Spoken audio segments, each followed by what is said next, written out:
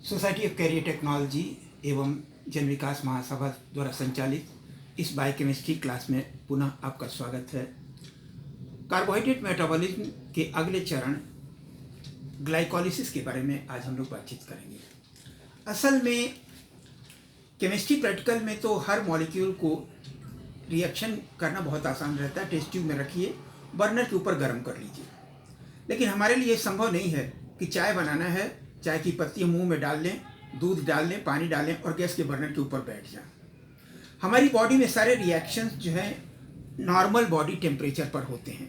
तो इसके लिए कुछ एंजाइम्स होते हैं और एंजाइम्स बायोलॉजिकल कैटलिस्ट होते हैं और उनके प्रेजेंस में असल में यदि ग्लूकोज मॉलिक्यूल की सारी एनर्जी एक ही बार में बाहर निकल आए तो वो सेल को जलाकर राख कर देगी। अतः नेचर ने ऐसा इंतजाम कर रखा है कि ग्लूकोज से एक एक करके 12 हाइड्रोजन के एटम्स अलग होते हैं और जितने बॉन्ड एनर्जी से वो जुड़े हुए थे वो एनर्जी निकलती है। हाइड्रोजन एटम को इलेक्ट्रॉन और प्रोटॉन में आयनाइज कर देती है। इस एक्साइटेड इलेक्ट्रॉन से एनर्जी ले ली जाती है और एक एक्साइटेड इलेक्ट्रॉन से 3 एटीपी बनते हैं। तो अब इसमें वैसे तो बहुत आसान है कि इन सारे मॉलिक्यूल्स का सीधे आप नाम याद रख लीजिए, स्ट्रक्चरल फार्मूला मत पढ़िए। यदि आपकी इच्छा नहीं है तो मत पढ़िए, लेकिन और इसे याद कर लीजिए। लेकिन वास्तव में इन मॉलिक्यूल्स के बीच में होता क्या है, इसको समझने के लिए फिर आपको एक बार स्ट्रक्चरल फार्मूला के साथ समझना पड़ेगा। आपको बिल्कुल परेशान नहीं होना है। एक बार, 2 बार, 3 बार लगेगा समझने में, लेकिन एक बार समझ में आ जाएगा तो सारी जिंदगी के लिए बहुत आसान हो जाएगा। अब जैसे एक ग्लूकोज मॉलिक्यूल के ऑक्सीडेशन से 38 एटीपी मिलते हैं। इसमें से ग्लाइकोलिसिस में 8 एटीपी बनते हैं और क्रेब्स साइकिल में 30 एटीपी बनते हैं। ग्लाइकोलिसिस में देखिए 2 तरह की क्रियाएं होती हैं। इसे शॉर्ट में हम बताएं, एक तो कोई भी रिएक्शन होता है हमारे शरीर में तो उसमें एनर्जी एटीपी के द्वारा दिया जाता है। तो कोई भी मॉलिक्यूल है, पहले एटीपी से फॉस्फेट लेकर के बॉन्ड बना लेगा और फिर उसके बाद आगे फॉस्फेट की जो हाई एनर्जी है उससे रिएक्शन आगे बढ़ते हैं। तो ऐसे ही ग्लूकोज के ब्रेकडाउन में भी पहले ग्लूकोज से एक एटीपी से एक फॉस्फेट लेता है और ग्लूकोज 6 फॉस्फेट बनाता है। फिर इसके बाद ये आइसोमेराइज हो जाता है फ्रुक्टोज 6 फॉस्फेट।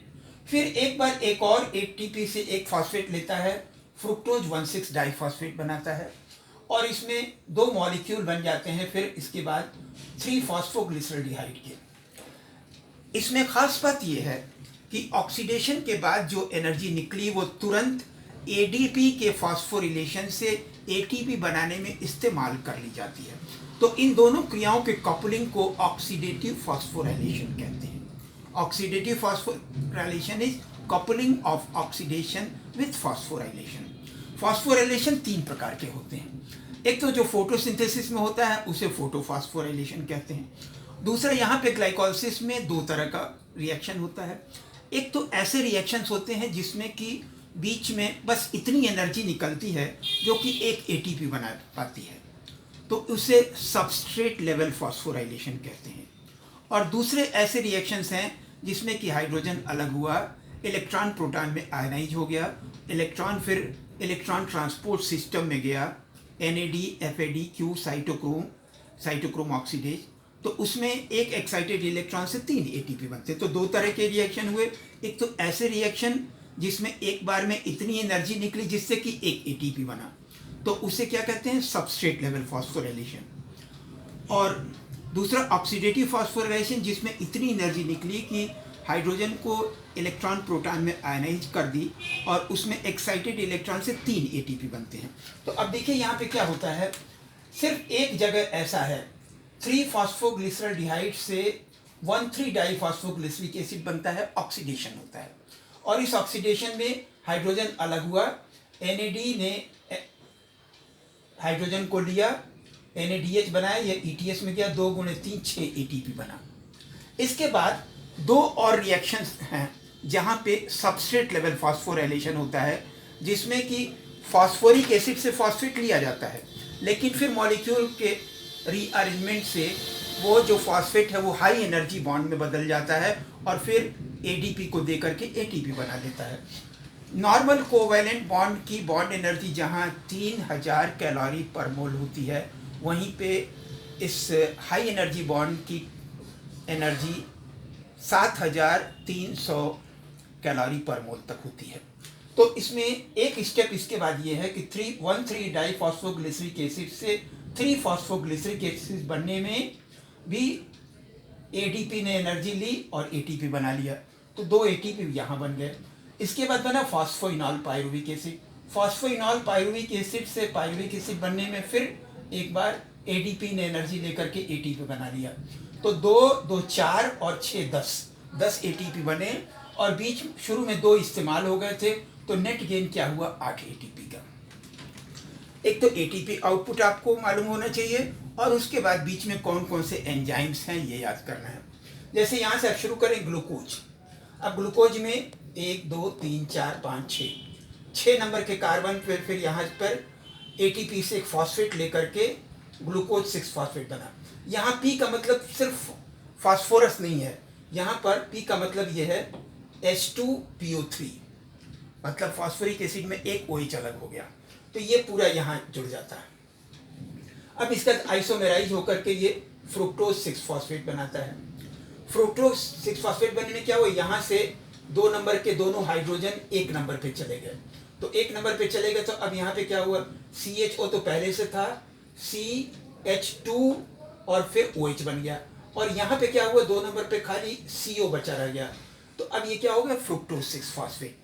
अब फ्रुक्टोज 6 फॉस्फेट में फिर एटीपी से एक फॉस्फेट लेता है, और यहाँ पर वो 1 नंबर पे बाइंड हो जाता है, तो क्या बनता है, फ्रुक्टोज 1,6 डाइफॉस्फेट। 1 नंबर पे भी फॉस्फेट और 6 नंबर पे भी फॉस्फेट। यहाँ पर क्या होता है कि ये बीच से यहाँ से टूट जाता है। अब आप जरा देखिएगा ध्यान दे करके कि यहाँ से और फिर ये वाला हाइड्रोजन इसके साथ में आ गया, एल्डोलेज एंजाइम इस्तेमाल होता है यहाँ पे। तो इससे क्या हुआ, एक तो ये वाला हिस्सा जो है डाईहाइड्रोक्सी एसीटोन फॉस्फेट बन गया, और बाकी ये वाला हिस्सा जो है 3 फॉस्फोग्लिसरैल्डिहाइड बन गया। वैसे ये भी आइसोमेराइज होकर के 3 फॉस्फोग्लिसरैल्डिहाइड बना लेता है। तो यहाँ से आगे क्या होगा, 2 मॉलिक्यूल चलेंगे। अब इनमें क्या हुआ, मैंने जैसे आपको बताया कि एक काम तो ये हुआ कि यहाँ पे डिहाइड्रोजिनेशन हुआ, और डिहाइड्रोजिनेशन में NAD ने हाइड्रोजन के इलेक्ट्रॉन को ले लिया, वो इलेक्ट्रॉन ट्रांसपोर्ट चेन में गया, तो 2 × 3 6 एटीपी यहाँ बन गया। और फिर इसके बाद 1,3 डाइफॉस्फोग्लिसरिक एसिड बना, इसमें एक H3PO4 आया और यहाँ पे फॉस्फेट अटैच हो गया, लेकिन ये एनर्जी रिडिस्ट्रीब्यूशन के बाद ये हाई एनर्जी बॉन्ड है, तो ये हाई एनर्जी बॉन्ड फिर क्या हुआ, एडीपी ने लेकर के इसे एटीपी बना लिया, तो ये एक सबस्ट्रेट लेवल फॉस्फोराइलेशन था। इसके बाद ये 2 फॉस्फोग्लिसरिक एसिड बनता है, सॉरी यहाँ से 1,3 डाइफॉस्फोग्लिसरिक एसिड से 3 फॉस्फोग्लिसरिक एसिड बन जाता है, एक एटीपी अलग हो गया, और 3 फॉस्फोग्लिसरिक एसिड में फिर आइसोमेराइजेशन होता है। ये जो फॉस्फेट है 3 नंबर से अब ये 2 नंबर पे आ जाता है, तो जिसे क्या कहते हैं 2 फॉस्फोग्लिसरिक एसिड। इसके बाद 2 फॉस्फोग्लिसरिक एसिड से फिर एक बार डिहाइड्रोजिनेशन हुआ, और हाइड्रोजन अलग होने के बाद इलेक्ट्रॉन प्रोटॉन में ब्रेक हो गया, वो NAD के द्वारा ले लिया गया, NADH बना, और वो फिर आगे जा कर के 3 ATP बना लेगा। तो इससे फिर बना फॉस्फोइनॉल पायरुविक एसिड, और फॉस्फोइनॉल पायरुविक एसिड के बाद फिर एक सबस्ट्रेट लेवल ऑक्सीडेशन हुआ, जिसमें कि ये इतनी एनर्जी निकली जिससे कि एक फॉस्फेट बन सकता था, और एडीपी ने उस एनर्जी को लिया, एटीपी बना लिया, तो ये पायरुविक एसिड बन गया। पायरुविक एसिड बनने में अब ग्लाइकोलिसिस तो प्रोसेस खत्म हो गया, लेकिन इसके का भविष्य क्या होता है। इस पायरुविक एसिड के 3 फेट हैं। यदि ऑक्सीजन प्रेजेंट है तब तो एरोबिक रेस्पिरेशन होगा, तब इसमें से CO2 अलग हो जाएगा और हाइड्रोजन अलग हो जाएगा, जो कि NAD के द्वारा ले लिया जाएगा, और ये बना लेगा एसिटाइल रेडिकल। एसिटाइल रेडिकल के फॉर्म में तो एग्जिस्ट नहीं कर सकता, ये तुरंत कोएंजाइम A से मिलकर के एसिटाइल कोएंजाइम A बनाता है। अब ये एसिटाइल कोएंजाइम आगे इस्तेमाल होता है। दूसरी स्थिति ये है एनारोबिक रेस्पिरेशन।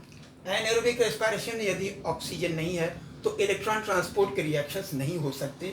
तो जो हाइड्रोजन अलग हुआ था वो फिर से एनिमल सेल्स में क्या होता है कि यहीं पर पायरुविक एसिड में इस जगह 2 नंबर पे दोनों हाइड्रोजन फिर से बाइंड हो गए, तो ये बन जाता है लैक्टिक एसिड।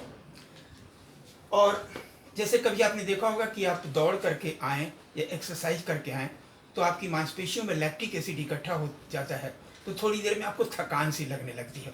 और यदि आपके पैर का कोई मसाज कर दे तो क्या होगा, वो लैक्टिक एसिड फिर जो है वहाँ से ब्लड सर्कुलेशन से होकर के ब्लड चला गया, उससे ग्लाइकोजन बन गया, उससे फिर आगे ब्रेकडाउन हो गया, तो वो थोड़ी देर में थकान दूर हो जाती है।